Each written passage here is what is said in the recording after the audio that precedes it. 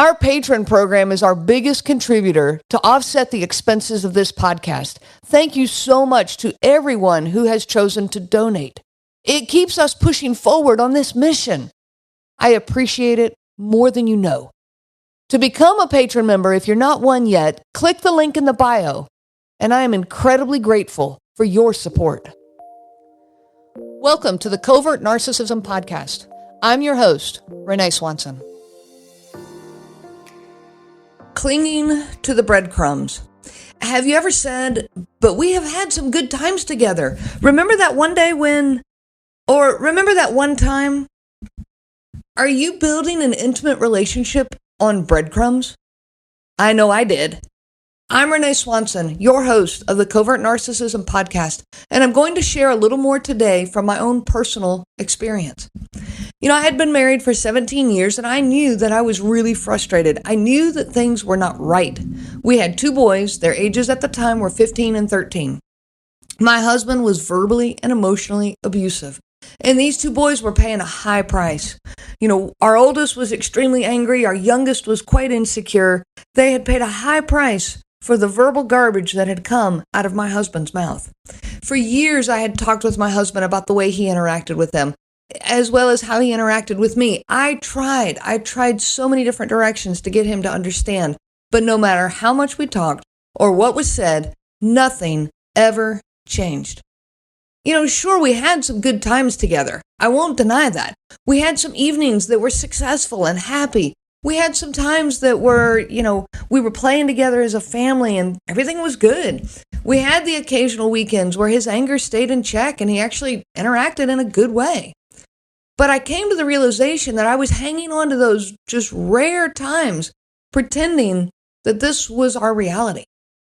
I was desperately trying to build a marriage, a home, and raise kids around that illusion.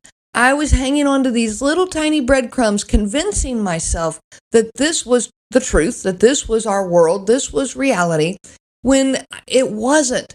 These were breadcrumbs. The main meal that was being served, the main course, was anger and manipulation and gaslighting. That was my reality, but I hung on to these breadcrumbs. If you are here listening to me, then you also might be hanging on to those same breadcrumbs, clinging to them, convincing yourself that this is reality, and trying to build a relationship on those breadcrumbs. I talk about these in another episode. The episode is titled No Reconciliation Ever with a Covert Narcissist. And you might want to listen to that one too, because I tell you, there is no way to reconcile with somebody in a relationship like this. And those breadcrumbs, that's not reality. And you're trying to build a marriage off of that. Well, these breadcrumbs, they make the situation worse. Because think about it. If they weren't really there, many of us would leave so much sooner. I truly believe I would have. I probably would not have ended up in the relationship in the first place. If those breadcrumbs weren't there, all I would have seen was the negativity. All I would have seen was the manipulation and all of that. But these breadcrumbs, they give us hope. They give us positive memories to hold on to. Remember that day? Remember that time? They're positive times that we can talk about and we can dream about and we can enjoy and hold in our heart and be happy. But they are part of what keeps us hooked in these relationships for years or even decades. I remember one day, when I told my dad how frustrated I was in my marriage. And you have to understand something. My dad, his background is he's a preacher. And he was so opposed to divorce. That was not in the game plan, and divorce they don't come more opposed to divorce than my own father. And at the time that I finally opened up to him, I have a good relationship with my dad. Shockingly, he told me that he'd seen these issues all along. He saw my husband's arrogance and his anger, his complete lack of compassion. He knew that our kids were suffering because of all of this, and he told me that I needed to start getting help. Wow. I was in shock. My dad is telling me this. My dad then tells me that I need to be getting financially independent, that I need to find a way to get out of this marriage. I couldn't believe it.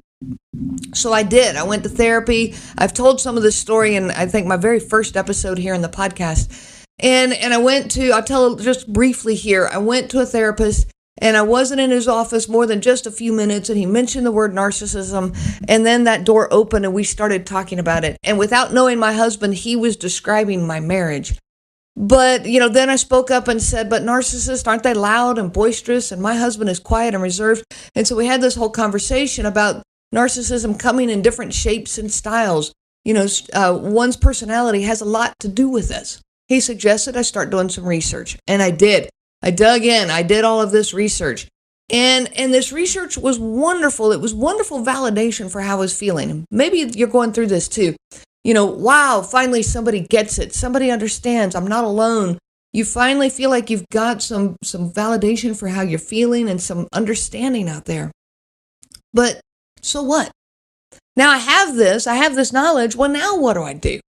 I've been building this relationship on breadcrumbs. And I'm realizing now that you try to build a house on sand and that house is just going to collapse. I'm trying to build this home on breadcrumbs and this home is collapsing. And so what do I do? And I'll tell you one thing for sure. And I'm going to talk about this more in the future. Make sure, please, that you are journaling. Find a way to do it. For me, the easiest way to do it was I got on Google Docs and I used the voice recorder. So I spoke into the phone, to my phone, and it typed it all in a Google Doc for me. So that if that's one way you can do it, whatever you need to do, start journaling.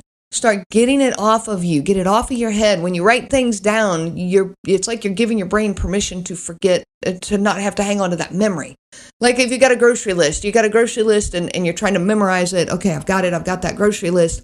And you head to the grocery store and your mind's trying desperately to hang on to that grocery list. But if you write it down, you're giving your mind permission to let it go. I no longer have to memorize it because I can read it. So write this stuff down. Write what's going on. Speak it into a voice recorder.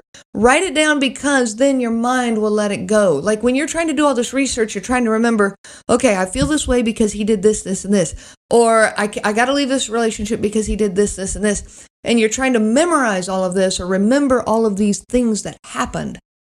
Write them down. Your mind will relax, I promise you, because you're giving yourself permission to let it go, to quit replaying it over and over and let it go. So there's lots of reasons to journal. That one is a big one. Now, let's go back to my situation. When I was journaling all of this and I'm writing all of this down and we're talking about the word narcissism, I was still convinced that he wasn't really a narcissist because I was convinced he could change. I hit that goal of, I got to help him. I got to help him. I got to help him to change. I got to help him to see, if I could just help him to see how he's hurting us and why what he's saying is hurting us, then he will change. And they're telling me narcissists never change. So I poured everything I had into helping this. What was the right book? What was the right words? What was the right attitude? What was the right time of day? And part of the reason I poured all of this into making this change or helping him to change. So my aunt, I've got an aunt and she's divorced. And she asked me one day, she said, hey, if you walk away from this relationship right now, can you honestly say that you gave it everything you had? That you tried everything? And I couldn't. Like my answer right there that day was no, I can't say that. But you know what? If I'm going to walk away from this marriage that was meant for life, this marriage that is we've got 2 beautiful boys from the marriage. If I am going to walk away from this marriage, then I have to give it everything I've got first. And then if I have to walk away, I can walk away holding my head up. So I poured everything I had into helping him. And I mean everything. I firmly believed that I was going to love this out of him. I wrapped my arms and my heart around him. There was even a moment that we had this wonderful connection. He reached a point of opening up to me, telling me about all the abuse that he and his mother had suffered. He cried and I cried with him. It was a 2-hour lunch we were at. And I thought, finally, we've gotten through. Finally, we broke through that wall. He's opened up to me. He's telling me things I had never known. I felt closer to him than I ever had before. And I was so grateful that we'd reached this moment. It was a magical moment. Boy, was I ever wrong. Even before that conversation ended, the shift came. he slammed that door to his heart right in front of my face with such an intense anger. It was like someone had flipped a switch. I was stunned. I could not even comprehend what had just happened. And I felt that switch happening. And I said, hey, honey, I said, this is the closest I have felt to you in years. Please don't shut your heart back off. And he angrily looked at me and said, I don't even know what that means. And he stormed off. I was in complete shock. I cried the rest of that afternoon. I had made myself so vulnerable to him. I had opened my heart and laid it at his feet, and he stomped all over it. And I thought, I can't do this. I cannot continue pouring this much effort into all of this. Maybe they were right. Maybe he can't change. After I still had tried all of these approaches and his words were still hurting me and the boys so much. I'll give you a couple other examples. I took a weekend and went, you know what, we're going to go get a cabin in the woods. And I paid to have this cabin in the woods. He said, why don't we just use my dad's condo? And I said, no, I want a cabin in the woods. Just you and me, nobody else around. We're going to a cabin. So we did. And we had a great time. Like we did connect again. I thought, okay, finally, he'd been complaining that I didn't spend enough time with him. So I thought, let's take this time, just the two of us. And we came back, though, nothing changed. There was another time I took a week off of work. He complained that I was never around. I did work in the evenings some. And so I thought, okay, I'm going to take a week off. I didn't even tell him I was doing it. I took a week off of work. I was home every time he was home. I was home on his lunch breaks. I was home in the evening when he was home. I was home on the weekends.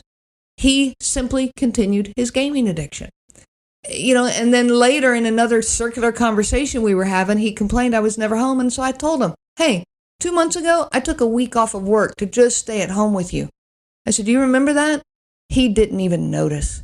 He had not even noticed that I had done it. He said, no, you didn't. I said, yes, I did. And again, of course, circular. We just go round and round and round. But the point was, he never even noticed that I did it. There was another time for a week, I decided to give him a hug every time I saw him. He had been complaining that I hug other people more than him. He had been complaining that I'm not willing to give him physical attention. So I thought, all right, I'm going to hug him every time I see him. Maybe this will help. I'm not even sure he even noticed that either. It didn't, nothing ever helped. Every attempt to talk to him was thrown back in my face. Everything was either my fault or our boys' fault. And the further this went, the more I read on narcissism, the more convinced I became that this was in fact what I was dealing with. After the divorce, I was talking to our oldest son, and I've apologized 100 times to our boys, over and over. I apologized for the environment that they grew up in. I apologize for my part in all of it. I've apologized to him. I'm so sorry that this is what your childhood was like. In one of these conversations, my oldest son, he said to me, I had just said, son, I'm so sorry. And he said, Mom, stop. This was not your fault. And then he said something I'll never forget. He said, look, you did A, B, C, D, E, F, G, H, I, J, K, L, M, N, O, P, Q, R, S, T, U, V, W, X, Y, and Z. You did all of these things to try to fix this. And Dad would not even do A. How is this possibly your fault? You need to let that sink in. If you are out there pouring everything you've got into this, and you're running through this entire alphabet maybe for the 10th time, and he won't even do A, it's not your fault. It's not your job, it's not your responsibility, and it's not your fault. He's got a job in this too. He's got a part. He's got a responsibility. He's got a role to play. And if you are on that side of doing everything you've got, relax. Let that go. You're hanging on to breadcrumbs if you're just hanging on. If he won't even do the first step, then you are hanging on to breadcrumbs. You've got to let that go. Simply walk away. Quit hanging on to those breadcrumbs and walk away. All right, I'm going to let you know I'm going to be gone for the next week. I do have something special set up for you, though. So for the next week, you've got 2 episodes coming. I have a YouTube channel that I started quite a while ago, and I don't have a lot on it, but I do have some good videos on it. And I'm enjoying podcasting so much more than the videos, so I'm going to stick with podcasting. But I want to share some of those videos here with you. So the next 2 episodes are audio from 2 of my most popular videos. One is a Q&A session that I did that's on parenting with a toxic partner. Parents, if you're trying to raise kids with a covert narcissist, you're in a horrible situation. It's one thing when you have to save yourself, but it's quite another when you're trying to save your kids too. So that episode is coming this week. It's from my YouTube channel, and it's a Q&A session that I did. The other is an episode that's titled, Shouldn't I Just Be Grateful That This Isn't Worse? That's, again, it's a video that I did. We can easily compare our situations to others and decide that ours isn't that bad. And that, again, just makes us hold on more and more to those breadcrumbs. And so just because someone else is hurt, that doesn't mean your injuries don't matter. And take a listen to that episode. It's coming. I appreciate so much you guys listening to these episodes. Hit that favorite button, that follow button, whatever is on your device. And let's keep spreading the word out to our world about covert narcissism. I hope you enjoy these next 2 episodes. I'll be back in 1 week. I wish you much peace on your journey of happiness. You have been listening to the Covert Narcissism Podcast with your host, Renee Swanson. Be sure to check out our website at www.covertnarcissism.com. There you will find many resources just for you to help you on this journey. You can also reach out to me by email at Renee, RENEE, at cnglifecoaching.com. Those letters are CNG, as in Covert Narcissism Group. I do look forward to hearing from you. I wish you so much peace on your journey of healing.